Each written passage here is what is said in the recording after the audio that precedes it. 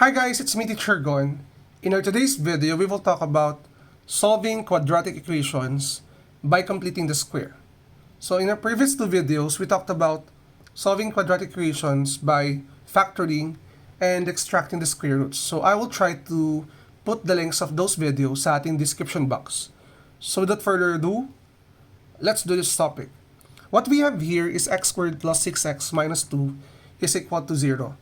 So there are different ways on how to solve quadratic equations. Pero commonly ginagamit ng mga students that are solving equations ay by factoring. Pero may mga cases kasi na hindi kayang i-cover ng factoring, like this one. X squared plus 6x minus 2 is equal to 0 is difficult to factor out.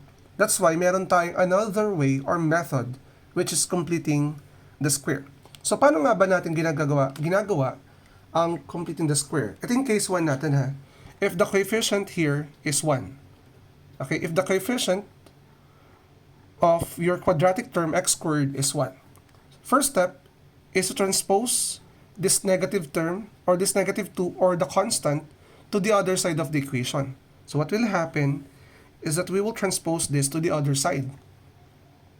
So what will happen is that we have x squared plus 6x is equal to, from negative, when you transpose it, it will change the sign. It will become positive 2.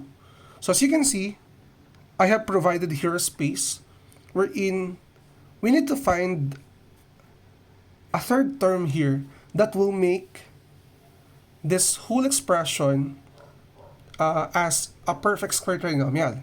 So again, we will put plus blank here. So how do we get the third term that will make this expression a perfect square trinomial? We have the pattern or the standard form ax squared plus bx plus c is equal to 0. What you need to do is to get the value of b or the coefficient b and then divide it by 2, then square your quotient. Here, in your x squared plus 6, this is the value of b, 6. So what we have here is 6 divided by 2 squared. Simplify natin, 6 divided by 2 is 3 squared, that is 9. So this is now the third term. So we have plus 9 here, and plus 9 also to the other side of the equation. So as you can see, this expression is already a perfect square trinomial. Next step natin is to express this perfect square trinomial into a square of binomial.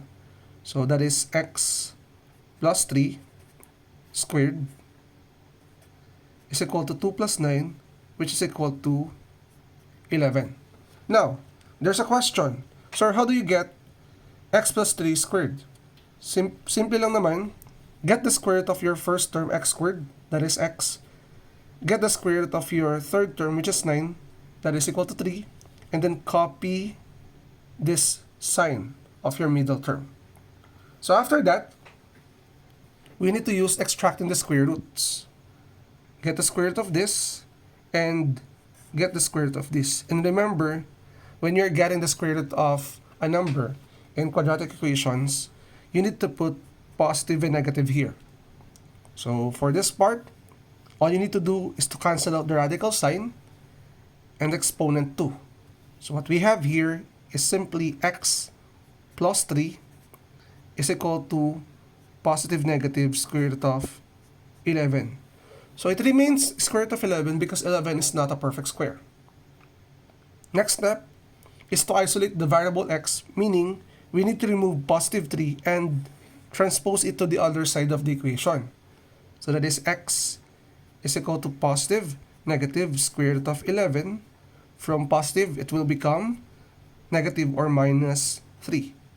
So in this case, since we already isolated the variable x, we can now start solving for the first and second value of x.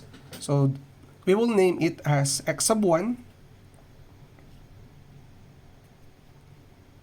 and x sub 2. For x sub 1, we will use first the positive square root of 11 or simply square root of 11. Then minus 3. So dito, there's no need to simplify. This one is already the final answer. So we can decide that this one is your answer. So can we interchange negative 3 and 11? And square root of 11? Yes. You can also express your answer as negative 3 plus the square root of 11. And for your x sub 2, since we are done using the positive square root of 11, we will now use the negative square root of 11 and then copy negative 3 or minus 3. And this is now the value or the second root of the given quadratic equation x squared plus 6x minus 2 is equal to 0. So I hope guys na nakuha niyo yung example natin for number 1, and we will upload a video wherein we will discuss the part 2 of this given topic, wherein the coefficient of your first term is not 1, that is greater than 1. So if you're new to my channel, don't forget to like and subscribe at i-hit na rin yung bell button for you to be updated sa ating latest uploads. Again, it's me, Teacher Gon. Maraming salamat. Bye-bye!